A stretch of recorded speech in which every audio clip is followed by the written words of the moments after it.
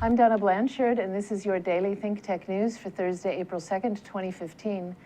In a joint news conference in Lausanne, Switzerland this morning, Iran and the world powers gathered there announced that they had reached a surprisingly specific and comprehensive general understanding about the next steps in limiting Tehran's nuclear program.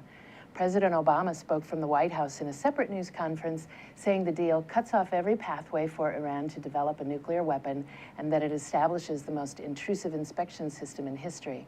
If Iran cheats, the world will know it, he said.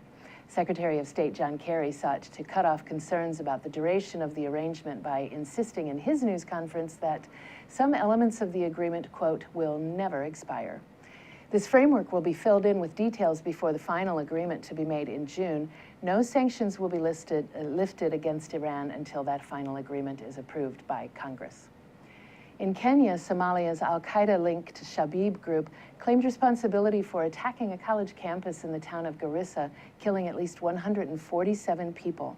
The masked men reportedly singled out Christian students, separating them from their Muslim peers before murdering them.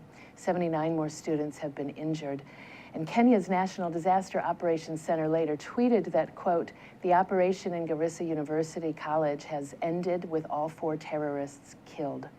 An al-Shabaab spokesman told AFP news agency by telephone that the attack was revenge for Nairobi troops fighting in Somalia. He said, Kenya is at war with Somalia. Our people are still there, they are fighting, and their mission is to kill those who are against the Shabib. Nigeria's president-elect Muhammadu Buhari has already spoken strongly against what he called 2 scourges in this giant democracy, the ruthless onslaught of the Boko Haram militant group and the evil of corruption.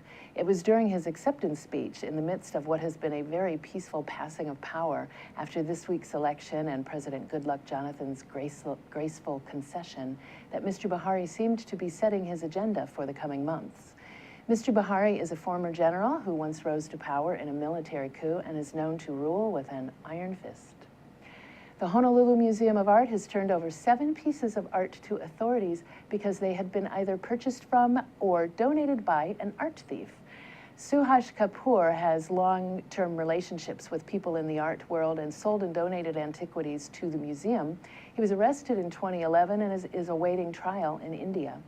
Authorities received a tip on 1 piece of art at the museum, and an investigation uncovered 6 more stolen pieces.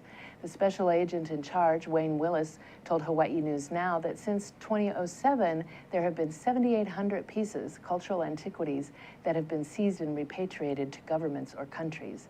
The 7 items will be stored as evidence in New York, then returned to India once the case is closed.